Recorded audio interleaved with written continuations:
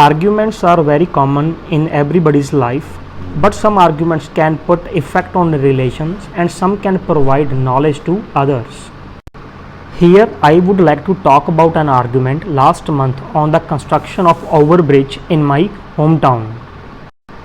One of my friends, Amit, believed that the construction of overbridge will benefit all, as this bridge will construct over railway crossing which is in the center of the city. He was very stubborn that construction should be started without any delay. However, another friend of mine, Anil, was against this construction. Initially they were very calm, and after some time their voices went up. Even we advised them not to take it personally, but they were not listening to us. They started giving their facts, and their facts were supporting their arguments. Through their arguments, we came to know that the construction of the bridge will affect the business of Anil's father, because the bridge will be built over the entire main market.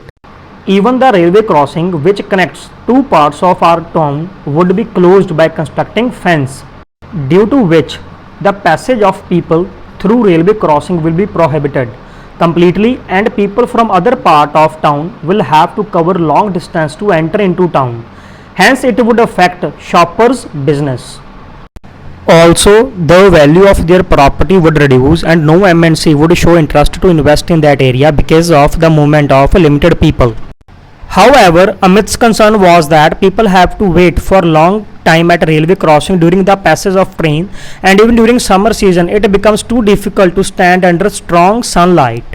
Moreover, last year around 30 people lost their life because it remains closed for around 30 to 40 minutes till the passage of a train.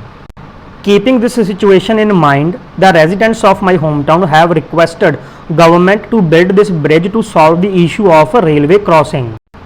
In the end, we told them their discussion would not have any impact on this matter, so we suggest them to stop their arguments and let the government to take decision on this issue.